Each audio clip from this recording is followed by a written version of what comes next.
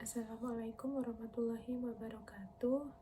Di sini kami dari kelompok 9 akan mempresentasikan tentang pengendalian atas strategi yang terdiferensiasi. Berikut ini adalah anggota kelompok 9. Saya Ervina Ardinda Syafratiwi, NIM 2017-322. Lalu ada Ilvi Nurdiana, NIM 2017-398. Kemudian Hoirotul Adila, NIM 2017-410. Dan yang terakhir adalah Viga Afrista Julian, NIM 2017-424. Selanjutnya saya akan menjelaskan tentang beberapa subbab yang ada dalam materi pengendalian atas strategi yang terdiferensiasi. Yang pertama adalah strategi korporat. Terdapat dua subbab, yaitu implementasi terhadap struktur organisasi dan implementasi terhadap pengendalian manajemen. Yang kedua, strategi unit bisnis. Ada 6 subbab, yaitu yang pertama misi dan ketidakpastian, yang kedua misi dan rentang waktu, yang ketiga perencanaan strategi, yang keempat penyusunan anggaran, yang kelima sistem kompensasi insentif, dan yang keenam adalah keunggulan kompetitif. Selanjutnya ada gaya manajemen puncak, dan yang terakhir ada kasus dan pembahasan. Selanjutnya saya akan menjelaskan tentang strategi korporat. Logika untuk menghubungkan pengendalian dengan strategi didasarkan pada garis pemikiran berikut ini. Yang pertama adalah organisasi yang berbeda umumnya beroperasi dalam konteks strategi yang berbeda. Yang kedua, strategi yang berbeda memerlukan prioritas tugas, faktor kunci keberhasilan, keterampilan, perspektif, dan perilaku yang berbeda untuk pelaksanaan yang efektif. Kemudian yang ketiga adalah sistem pengendalian adalah sistem pengukuran yang mempengaruhi perilaku dan orang-orang yang aktivitasnya sedang diukur. Kemudian saya akan menjelaskan tentang implementasi terhadap struktur organisasi di dalam strategi korporat ini. Sudah ada tabel di dalam slide ini menjelaskan tentang pertama struktur organisasi, kemudian pengendalian industri dari manajemen korporat, kemudian latar belakang fungsional dari manajemen korporat, kemudian wewenang pengambilan keputusan dan ukuran staf korporat. Telah dijelaskan tentang industri tunggal, diversifikasi berhubungan, dan diversifikasi tidak berhubungan. Dapat dilihat di tabel berikut ini. Selanjutnya saya akan menjelaskan tentang implementasi terhadap pengendalian manajemen di dalam strategi korporat ini. Setiap organisasi, bagaimanapun selaras strukturnya dengan strategi pilihannya, tidak dapat secara efektif menerapkan strateginya tanpa sistem pengendalian manajemen yang konsisten. Sementara struktur organisasi menentukan hubungan pelaporan serta tanggung jawab dan wewenang dari manajer yang berbeda. Hal itu memerlukan sistem pengendalian yang dirancang dengan memadai agar dapat berfungsi secara efektif. Berikut ini merupakan strategi korporat.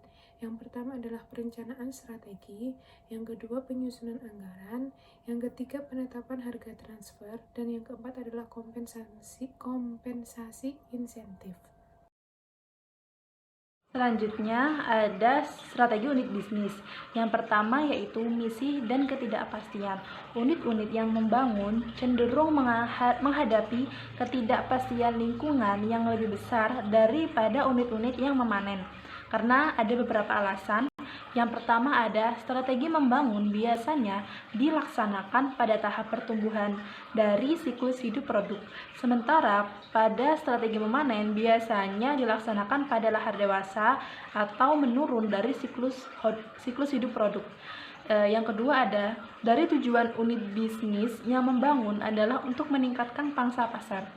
Yang ketiga, baik pada input maupun output produk, para manajer dari unit bisnis yang membangun cenderung mengalami ketergantungan yang lebih besar pada individu dan organisasi eksternal dibandingkan dengan para manajer dari unit bisnis yang memanen. Kemudian untuk strategi unit bisnis yang kedua, ada misi dan rentang waktu. Pemilihan strategi membangun versus strategi memanen memiliki implikasi trade-off antara laba jangka pendek versus laba jangka panjang. Strategi membangun pangsa pasar meliputi yang pertama, pemotongan harga atau memberikan diskon harga pada saat produk baru ini dipasarkan. Yang kedua yaitu pengeluaran lead bank yang besar. Pengeluaran ini dikarenakan untuk memperkenalkan produk-produk baru ini di pangsa pasar dengan cara mengiklankan produk-produk baru ini melalui televisi ataupun sosial media. Yang ketiga yaitu pengeluaran pengembangan pasar utama. Tindakan-tindakan ini ditujukan untuk membangun kepemimpinan pasar pada produk-produk baru tersebut. Namun, tindakan-tindakan tersebut dapat menekan laba jangka pendek pada perusahaan. Strategi unit bisnis yang ketiga yaitu perencanaan strategi. Dalam proses perencanaan strategi ini, beberapa masalah desain perlu dipertimbangkan. Respon dari unit bisnis mengenai masalah ini cenderung pada misi yang dikejarnya. Ketika lingkungan dalam ketidakpastian, maka proses perencanaan strategis ini menjadi sangat penting. Manajemen dituntut memikirkan mengenai bagaimana caranya untuk mengatasi ketidakpastian ini. Biasanya memerlukan pandangan perencanaan yang lebih jauh dibandingkan dengan apa yang dimungkinkan dalam anggaran tahunan. Jika lingkungan dalam keadaan stabil, mungkin tidak terdapat proses perencanaan strategi sama sekali, hanya rencana strategi secara umum. Sehingga proses perencanaan strategi ini lebih kritis dan lebih penting untuk unit bisnis yang membangun dibandingkan dengan unit bisnis yang memanen. Meskipun demikian, beberapa perencanaan strategis dari unit bisnis memanen memungkinkan diperlukan karena rencana strategis perusahaan secara keseluruhan harus mencakup seluruh bisnisnya untuk secara efektif agar menyeimbangkan arus kas perusahaan. Baik, di sini saya Kholatul Adila, NIM 2017-410 akan melanjutkan penjelasan tentang strategi unit bisnis. Yang poin keempat, yang keempat ada penyusunan anggaran. Nah, pada penyusunan anggaran ini perbedaan tambahan berikut dalam proses penyusunan anggaran kemungkinan besar ada di antara unit bisnis yang membangun dan unit bisnis yang memanen. Nah, yang pertama, berkebalikan dengan unit bisnis yang memanen, revisi anggaran kemungkinan besar lebih sering terjadi unit bisnis yang memanen karena perubahan lingkungan sering terjadi. Yang kedua, manajer unit bisnis yang membangun mungkin mempunyai input dan pengaruh lebih besar dibandingkan dengan manajer unit bisnis memanen. Dan kelima ada sistem kompensasi intensif. Nah, dalam merancang paket kompensasi insentif bagi manajer unit bisnis wajib menjawab pertanyaan-pertanyaan seperti berapa sebaiknya ukuran pembayaran bonus insentif relatif terhadap gaji pokok manajer umum, haruskah pembayaran intensif tersebut mempunyai batas alasan. Kemudian, seberapa andal penilaian subjek dalam memutuskan jumlah bonus, dan lain sebagainya. Selanjutnya, yang keenam ada keunggulan kompetitif. Nah, suatu unit bisnis dapat memilih untuk bersaing baik sebagai remain terdiferensiasi atau sebagai biaya rendah. Untuk memilih pendekatan diferensiasi dan bukan pendekatan biaya rendah, meningkatkan ketidakpastian dalam lingkungan tugas unit bisnis karena 3 alasan. Yang pertama, ada inovasi produk adalah suatu hal yang penting dalam unit bisnis terdiferensiasi. Yang kedua, unit bisnis biaya rendah biasanya cenderung untuk mempunyai lini yang sempit. Yang ketiga, unit bisnis biaya rendah biasanya menghasilkan produk sederhana yang bersifat komoditas. Selanjutnya, saya Vika Abrista Julian, NIM 2017-424 akan melanjutkan penjelasan yaitu gaya manajemen puncak. Fungsi pengendalian manajemen dalam organisasi dipengaruhi oleh gaya manajemen senior. Gaya dari CEO mempengaruhi proses pengendalian manajemen di seluruh organisasi. Secara serupa, gaya manajer unit bisnis mempengaruhi proses pengendalian manajemen dari unit bisnis tersebut, dan gaya dari manajer departemen fungsional mempengaruhi proses pengendalian manajemen di bidang fungsional mereka. Para manajer mengelola secara berbeda. Gaya manajemen dipengaruhi oleh latar belakang dan kepribadian dari manajer yang bersangkutan. Latar belakang dan kepribadian dari manajer yang meliputi hal-hal seperti umur, pendidikan formal, dan pengalaman pada suatu fungsi tertentu seperti produksi, teknologi, pemasaran, atau keuangan. Selanjutnya yaitu ada studi kasus.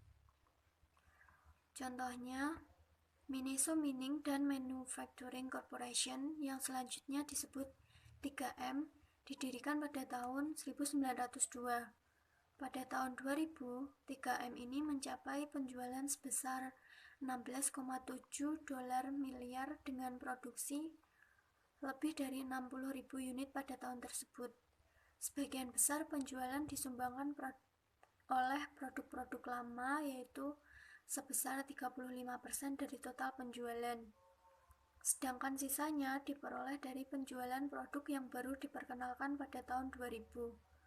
3M memiliki 6 segmen bisnis, antara lain transportation, graphics, safety, healthcare, consumer and office, electro and communication, dan specialty materials. Seluruh segmen bisnis tersebut menguntungkan selama tahun 2000. 3M merupakan perusahaan yang mengutamakan inovasi. Intrapreneurship begitu dikembangkan dalam perusahaan ini. Sebagai perusahaan yang menerapkan strategi produk differentiation, 3M terbilang sukses. Terbukti dengan berbagai pengakuan dari majalah Amerika dan penghargaan-penghargaan di Amerika kepada 3M Corporation. Kesuksesan 3M mungkin tidak lepas dari peran William L. McKnight yang telah memperkenalkan kebijakan dan filosofi perusahaan sebagaimana yang tercantum dalam Exhibit 1.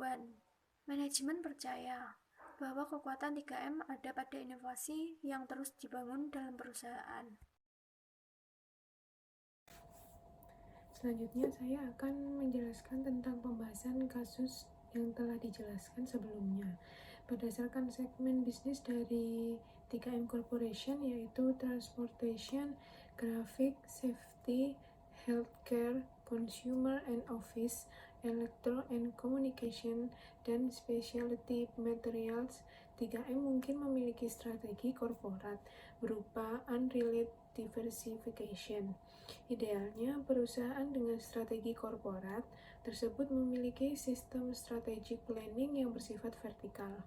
Artinya, setiap segmen diberi kewenangan untuk menentukan rencana strategik masing-masing untuk kemudian dievaluasi dan disetujui oleh manajemen level korporat. Dari segi bisnis unit level, 3M terlihat memiliki competitive advantage dengan memilih strategi diferensiasi. Unit bisnis yang memilih strategi ini idealnya selalu mengutamakan inovasi produk. 3M menurut saya telah mengutamakan budaya untuk berinovasi melalui kebijakan dan filosofi yang tercantum.